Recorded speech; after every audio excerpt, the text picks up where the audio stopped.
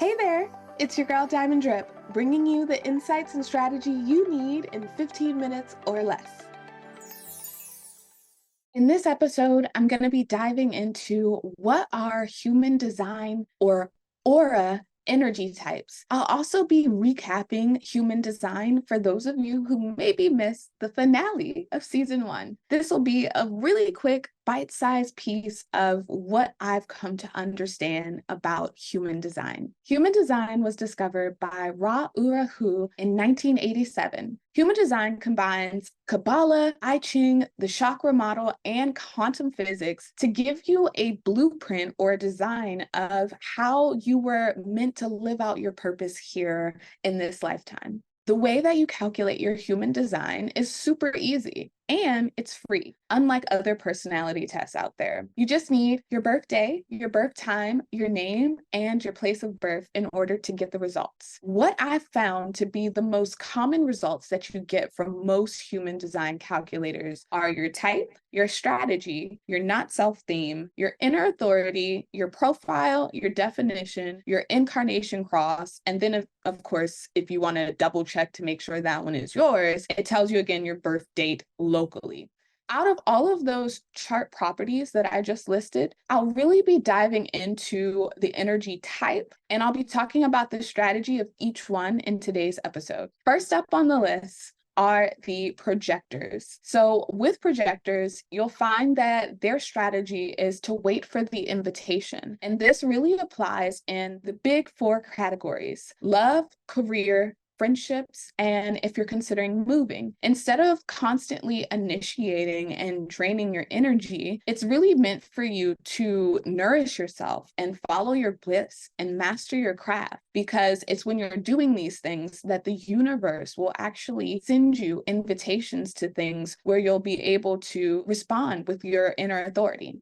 With projectors, you have a very focused and penetrating aura that interacts with other auras in deeper ways, and this gives them the gift of being able to understand the gifts of others easily and recognize gifts in other people. It makes them amazing guides because they're able to tap into that big picture and ask questions that really get generators and other aura types in alignment with what it'll mean to live their purpose. They are a kind of non-energy, which means that they don't have a consistent source of energy, and that's why they get burned out easily. What I mean by it's a non-energy is that they don't create or initiate new energy. And when you look at their charts, they don't have that defined sacral center. So the key to living life and to following your strategy as a projector is to stop actively going for things that don't really feel natural. When you free yourself up from things that aren't meant for you, you will receive invitations that push you in the right direction, and your authority will help with this. The next type is the most common type, and those are generators. With generators, their strategy is going to typically be to respond. And when you look at their charts, they have a defined sacral center. With generators, we have the ability to just generate this energy towards what we love and really go after it. We have this energy that kind of comes up and bubbles up and pours out of us and into the things that we love and into the people that are around us, and it just makes everything flow and ease. And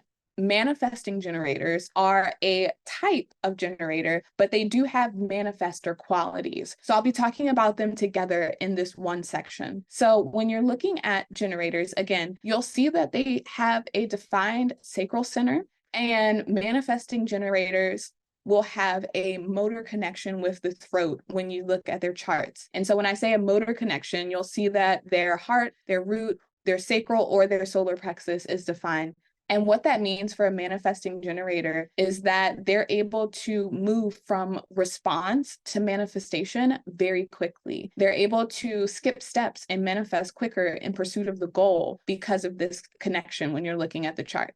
Now, the key for both generators and manifesting generators is to find work that they really love. They have really open and enveloping auras. And in order for them to really access this energy, someone has to ask them something for them to be able to check in with their inner authority and provide a response to that. Now, typical conditioning that comes with being a generator is when the outside world is praising you for things that don't light you up. An example of this is when you go to when you were a kid, you go to your grandparents' house and you really don't want to go, you really don't want to give grandma a hug, but you're made to anyway, and your parents say, "Oh, what a great job." This sort of conditioning gets us out of alignment with what our natural human design response is. Now, generators have the gift of being able to perfect or master a task. Once they respond, they have a very methodical step-by-step process that covers each phase. And this sometimes kind of backfires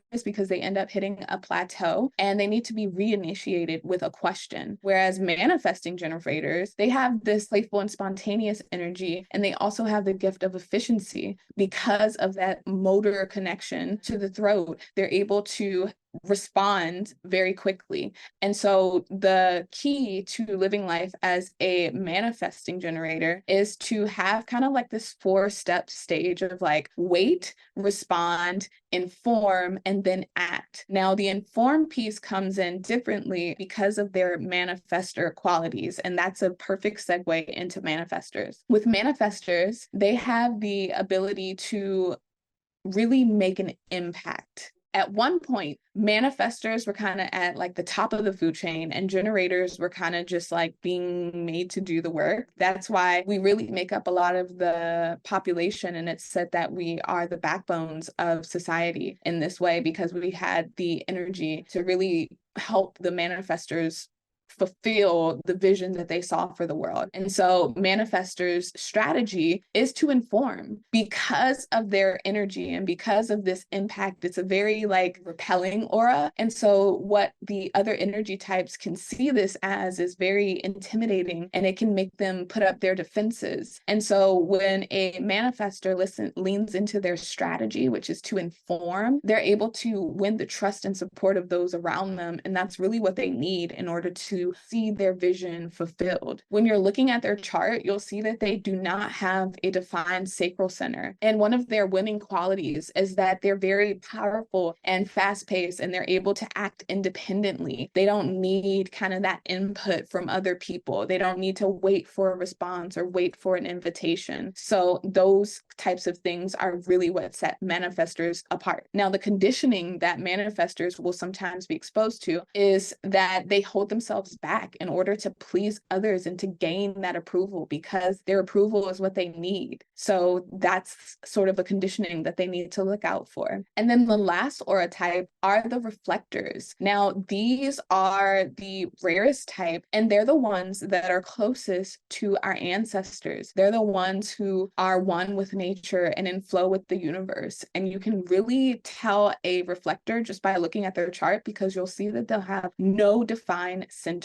And basically what this means is their purpose, what they were put here to do, is to kind of look and see and assess whether something is working or not as a society. Their environment is so important and key to their health because if you put reflectors in a room full of happy people, they'll take that energy and reflect and amplify it back to the room. And the same will happen with a room full of miserable people. It'll be reflected back. And so their role is to really reflect back to us how we're doing as a society. They kind of just make sure that we're moving forward. And so with their response, they have to wait a lunar cycle before making any big decisions. So what'll happen is they'll have an opportunity to respond to something. They'll have to wait that lunar cycle because that's really what gives them the authority and the waiting for the truth to emerge for them to really be able to make these major decisions. They have to wait for the lunar cycle because they don't have any defined centers. Whereas the generators, they really, like for myself, I really rely on my emotions. And so with that, I can check in with my gut in order to have that consistent like check-in. And so because reflectors don't have any defined centers, they don't have that same ability to check in reliably. So they rely on the lunar cycle. And one last thing that I want to end this episode with, because I'm still going for 15 minutes or less, is that human design is not meant to limit you in any way, but rather allow you to make efficient use of your energy so that you can find more balance and flow in your life. And the person who said this is Crystal Alfarero. She has been one of the people that I've kind of looked to for information, and it's been amazing learning and just kind of diving into human design. So that's it for this episode. Until next time, my lovely.